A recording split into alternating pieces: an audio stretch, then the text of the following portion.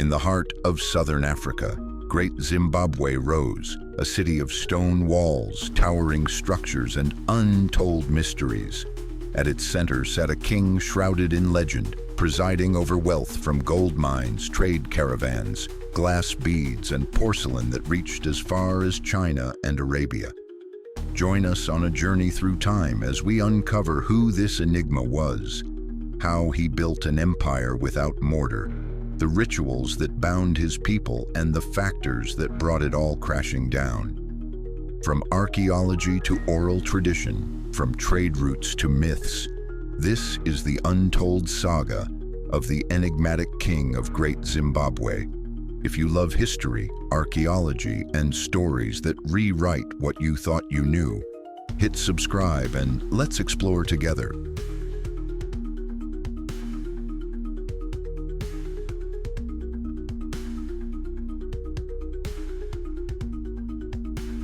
They say the stones remember. They remember when this land was wilderness, rolling hills dotted with acacia scrub, rivers carving serpentine lines through the savanna, and animals roaming freely across vast open plains. People came in waves carrying fire, stories, and a deep understanding of the rhythms of nature.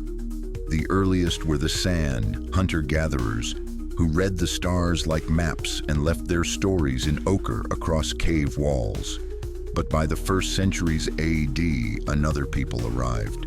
Bantu-speaking agriculturalists, bringing with them the knowledge of farming, cattle herding, iron smelting, and a culture that would eventually shape the rise of a great city. These early communities were organized in kinship-based chiefdoms, spread across the southern African plateau.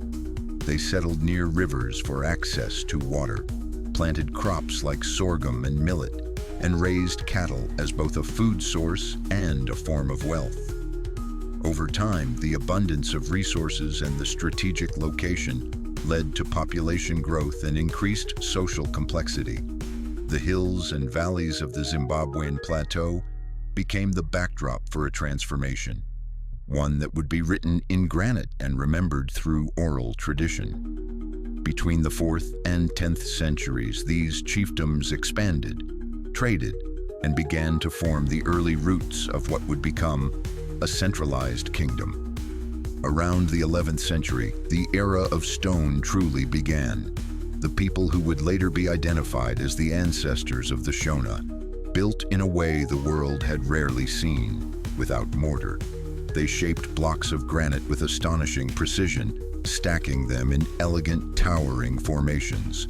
These were not defensive structures. The hill complex, perched high above the valley, served as a religious and political center. Below it, the great enclosure stood as a statement of power and mystery, its curving walls rising over 11 meters high and stretching nearly 250 meters in circumference. The valley ruins expanded the city even further. Together, these structures weren't just architecture, they were messages in stone declaring permanence, order, and sacredness. Geography made this kingdom possible. Great Zimbabwe was not isolated. It was ideally situated near rich gold fields, iron deposits, fertile land, and key trade routes. It sat near the headwaters of major rivers that linked it to the Indian Ocean coast. This location allowed it to control the flow of resources, from the interior to coastal ports like Sofala, where Arab and Swahili merchants traded African gold for Chinese porcelain, Indian beads, Persian textiles, and Arabian glassware. The city became a hub in a vast trade network that reached across Africa and out into the world, long before the arrival of European powers. With this prosperity came the emergence of a centralized ruler, the Mambo. Unlike other chiefs, the Mambo was not just a political leader, but a sacred figure believed to be chosen by the ancestors, connected to the spiritual world, and responsible for the land's fertility and the people's well-being. His authority was reinforced by ritual, by symbolism, and by the structures that surrounded him. He lived within the hill complex where no ordinary citizen could venture. His words were law, his lineage divine and his presence revered. Oral histories speak of early rulers like Chigwagu Rusvingo, said to have founded the city, followed by legendary figures like Chamanuka, priest, prophet, and medium between the living and the dead. Before foreign ships ever touched the southern African coast, Great Zimbabwe was already buzzing with trade. Beads of glass, copper ingots, salt blocks, ivory tusks, and gold dust flowed through its markets. The city echoed with the sounds of hammers shaping iron, potters spinning clay, and griots telling stories by firelight. But this was just the beginning. The rise of Great Zimbabwe was a spark. Soon the world beyond would come knocking, not with armies, but with open hands and merchant ships, and the stones, as always, would remember. In the heart of Great Zimbabwe, past the towering walls and echoing corridors, stood the one figure who shaped everything, the Mambo. His title didn't just mean king, he was the living axis between the spiritual and physical world, the ancestral and the present, the divine and the political. His word wasn't merely law, it was sacred will. In a city of stone, he was the keystone, silent, immovable, essential. The king's court was a blend of politics and mysticism. Unlike European monarchies rooted in lineage and conquest, this king ruled through ritual legitimacy. His authority was validated by spirit mediums, ancestral ceremonies, and the collective memory of the people. His advisors included religious specialists, diviners, chiefs from powerful families, and even warlords. But none could challenge the spiritual aura that cloaked him. He wasn't just a ruler, he was a ritual figure, a medium himself in some traditions, or one surrounded constantly by them. Everything around the king was coded in symbolism. His enclosure on the hill complex was more than a residence. It was a shrine, a palace, and a fortress of secrecy. Access was restricted. Few outside his inner circle ever saw the Mambo directly. He was elevated both physically, on the hill, and socially, beyond reproach. Every detail, from his dress to the way his food was prepared, was guided by taboos and traditions. Even his movement was ceremonial. He might be carried rather than walk. His face veiled, his presence announced by praise singers. Control was maintained not through brute force, but through belief.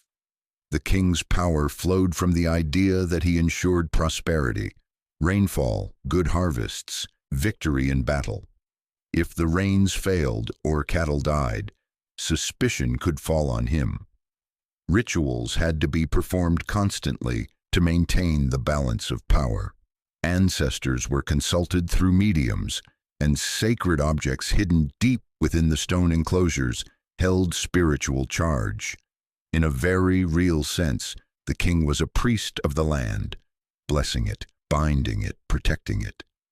Justice in Great Zimbabwe began and ended with the king. He didn't act alone, but his role was central. Disputes were resolved in public forums presided over by nobles or sub-chiefs. But serious cases, especially those involving land, betrayal, or sacrilege, reached the court.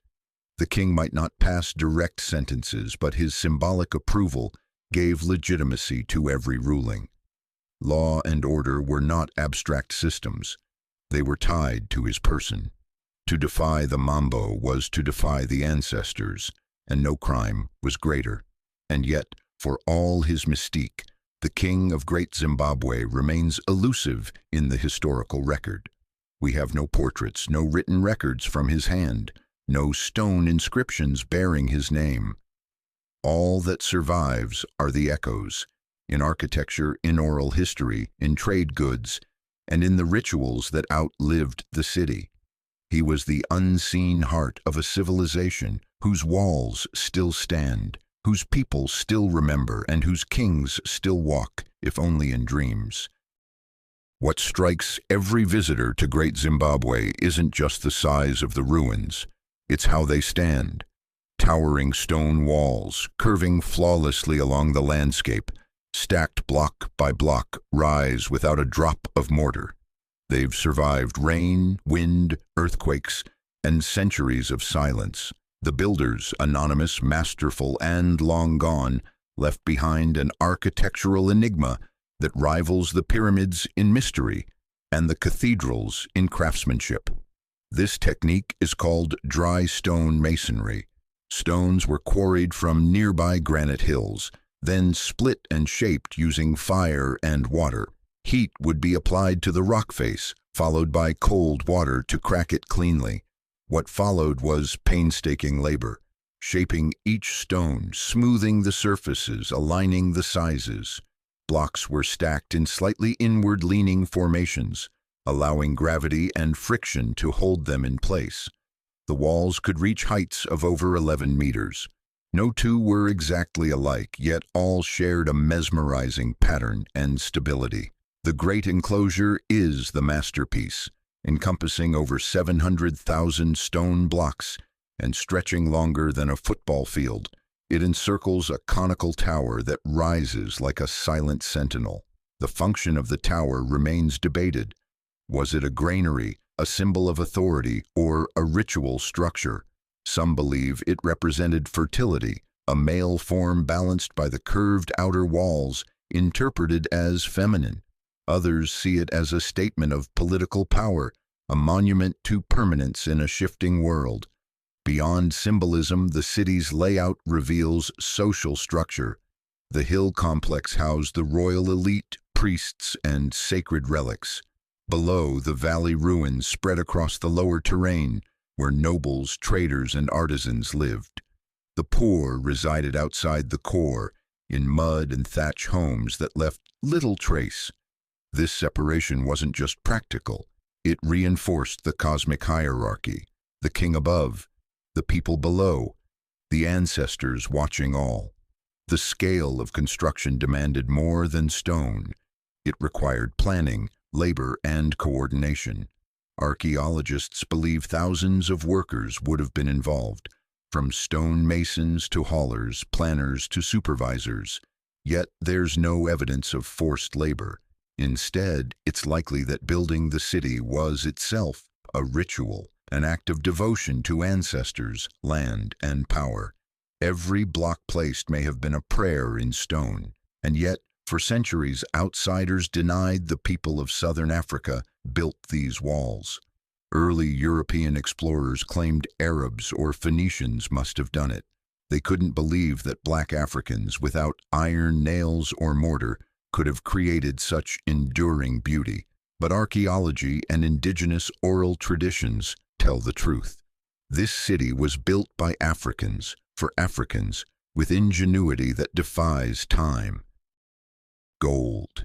That single metal built empires, drove conquests, and reshaped continents. And in the case of Great Zimbabwe, it made a city shine halfway across the world. Hidden beneath riverbeds and nestled in the ancient rocks of the Zimbabwean plateau were vast deposits of gold, gleaming, malleable, and pure.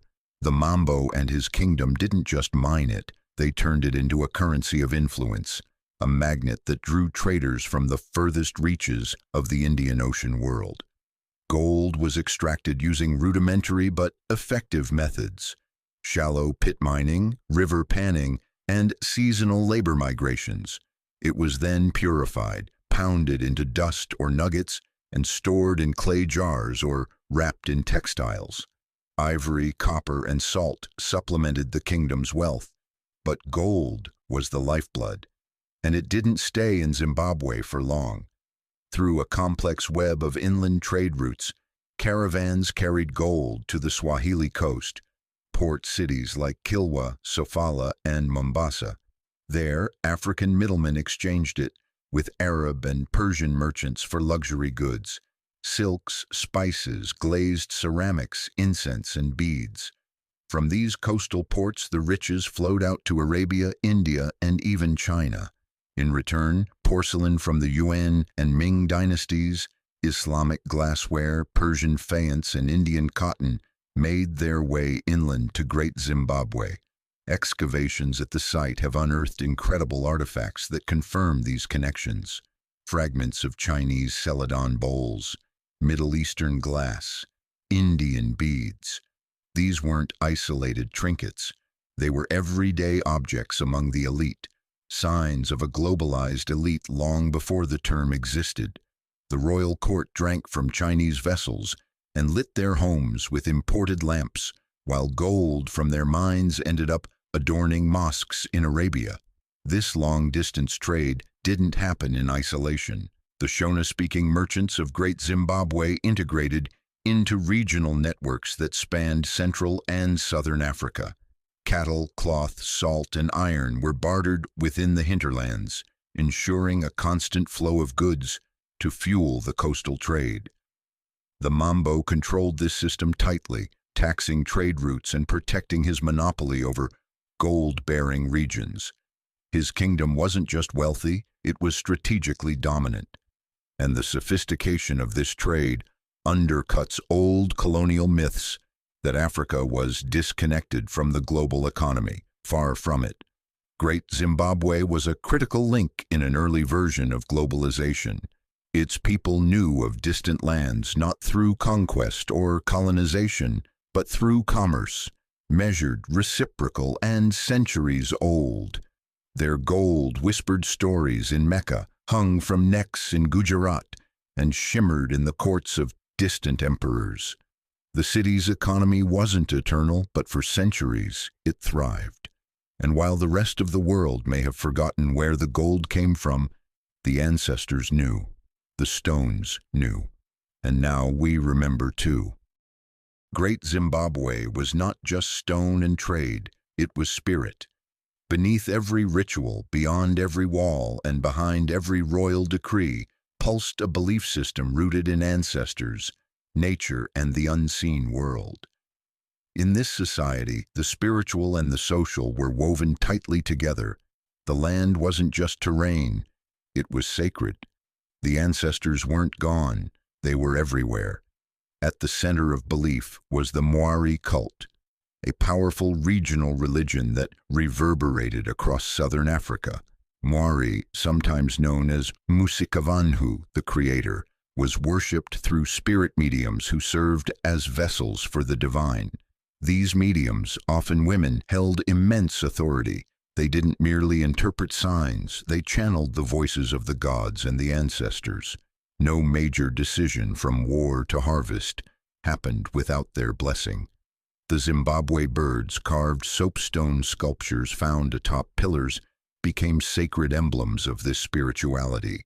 Their precise meaning is still debated, eagle, batleur, or mythical creature, but to the people of Great Zimbabwe, they represented authority and connection to the divine. Placed atop the walls, they watched silently as symbols of protection, presence, and power.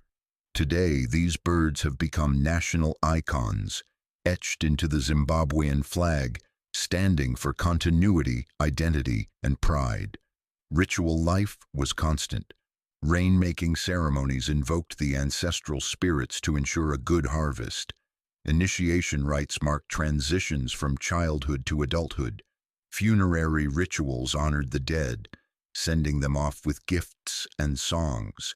Every event in life, birth, death, marriage, illness, was interpreted through spiritual signs. Cattle, revered as sacred wealth, were central to these ceremonies, often slaughtered to appease spirits or forge alliances. Social structure mirrored this spiritual hierarchy. The king sat at the top, surrounded by priests, elders, and mediums. Beneath them were nobles, warriors, traders, and craftsmen. Women, especially older women with spiritual gifts, held respected positions, particularly as rainmakers and diviners. While patriarchy existed, it was nuanced, and spiritual power often transcended gender boundaries. Music, dance, and oral tradition were key vessels of culture.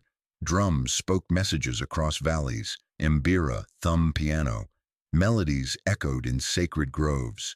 Griots, oral historians, preserved royal lineages, heroic tales, and cosmic myths. In a world without written records, the spoken word was scripture, and it wasn't just performance, it was preservation. Through stories, the soul of Great Zimbabwe endures. In Great Zimbabwe, the king lived like no other, hidden within the hill complex, surrounded by high granite walls and guarded paths. The Mambo ruled not only by decree but by example. His wealth was unmatched, his rituals unchallenged. But what did that wealth look like? And how did it shape daily life in the kingdom, from palace to village? The king's court was a world of exclusivity. Inside, artisans crafted fine pottery, iron tools, and jewelry of gold and ivory. Meals for the Mambo were prepared with sacred precision.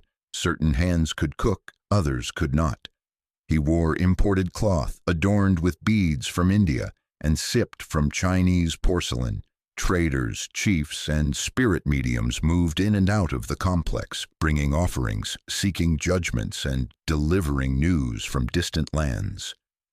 Outside the elite enclosures, life thrived in its own rhythm. The valley was a tapestry of neighborhoods, clusters of circular huts with conical thatch roofs. These homesteads were built from mud and wood, arranged around a central fire. Families farmed millet, sorghum, and groundnuts. They raised cattle, goats, and chickens.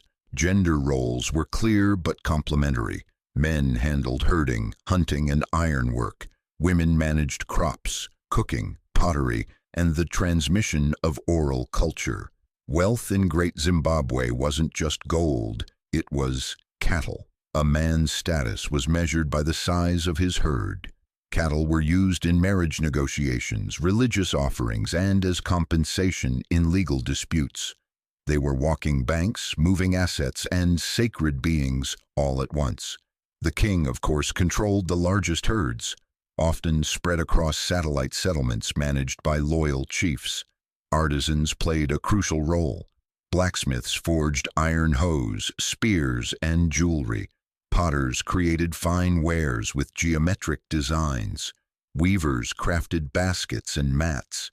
Their goods weren't just for local use, they were currency in trade networks that stretched for thousands of kilometers. The elite commissioned special pieces, but everyday tools and items were also of impressive quality and design. Even in its grandeur, life in Great Zimbabwe was fragile. Droughts, cattle disease, and political tension could disrupt the balance. But the people adapted. Food storage granaries were built. Crop diversity offered resilience. Oral knowledge passed down methods to predict weather, care for livestock, and manage community disputes.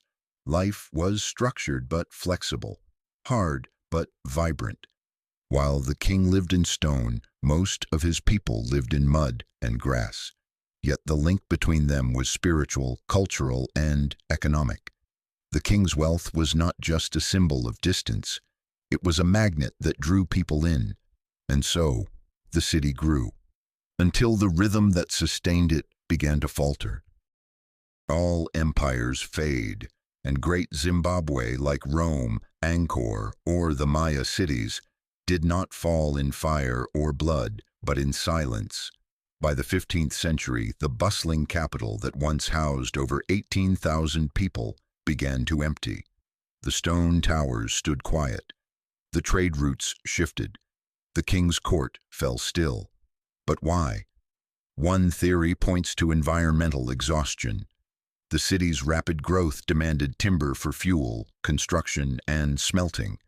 Deforestation around the plateau may have led to soil erosion, diminishing crop yields, and water scarcity. Overgrazing from massive cattle herds would have worsened the land's degradation.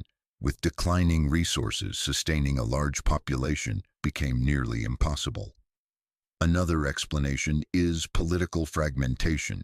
As Great Zimbabwe grew in wealth and complexity, rival power centers emerged. Chiefdoms once loyal to the Mambo may have sought independence or relocated to regions with better access to trade. Oral tradition speaks of Nyatsimba Mutota, a royal family member who migrated north and founded the Mutapa Empire, eventually drawing both people and prestige away from Great Zimbabwe. Then there's the economic shift. Trade patterns changed. The Swahili coast began favoring other inland trade routes, such as those linked to the Zambezi River. Ports like Sofala declined, and new centers like Sena and Tete rose. Great Zimbabwe, once the beating heart of gold flow, found itself bypassed. Without trade, the kingdom's wealth and influence waned. Disease and climate change may have also played roles. Archaeological evidence suggests a significant drought struck the region during this time. Combined with poor harvests and weakening central power, it could have triggered migrations in search of food and water. Epidemics, though less documented, cannot be ruled out in dense settlements. And yet, Great Zimbabwe didn't collapse in flames. It transitioned. People moved. Stones were left behind, but the culture didn't vanish. It evolved. The kingdom of Mutapa, then Butua, and later Rosvi, carried forward the traditions, spiritual beliefs, and architectural knowledge. The same stoneworking style, the same sacred symbolism, the same reverence for ancestry continued elsewhere. What remains, however, is the mystery. No single cause explains the city's decline. It was likely a mix of nature, politics, and economy. But what is clear is this: the fall of Great Zimbabwe was not the end of a people, but the beginning of a legacy. A shift in center, not a loss of identity. When the ruins of Great Zimbabwe were first encountered by European colonists, they couldn't believe what they saw. Towering stone structures expertly crafted, standing alone in the African interior. It didn't fit their narrative, and so they invented one. Some claimed it was built by Arabs, Phoenicians, or even the Queen of Sheba. Anything but Africans, anything but black hands. For over a century, this falsehood persisted. Colonial archaeologists distorted findings. Artifacts were mislabeled, evidence hidden or destroyed. The greatness of Great Zimbabwe was buried not only by time, but by ideology. It wasn't until the late 20th century that scholars began to fully acknowledge the truth. Great Zimbabwe was built by Africans, for Africans, and was a pinnacle of indigenous innovation, trade, and spiritual life. Today, the ruins are a UNESCO World Heritage Site and a source of national pride. The country of Zimbabwe took its name from these ruins. The Zimbabwe bird, once perched high atop the stone walls, is now the national emblem. Schools teach its history, artists draw inspiration from its form, and ceremonies still echo the rhythms of its sacred rituals. But the legacy of Great Zimbabwe isn't just political or symbolic, it's ongoing. Archaeologists continue to uncover new layers of the site. Oral historians preserve and reinterpret the stories of kings, mediums, and migrations. Shona spiritual practices still invoke the ancestors, and the very act of reclaiming this history is a form of resistance against erasure, against colonialism, against forgetting. There are still mysteries. Who exactly built the first stones? Was the conical tower truly a granary or something more? How many kings ruled from the hill complex before the last Mambo departed?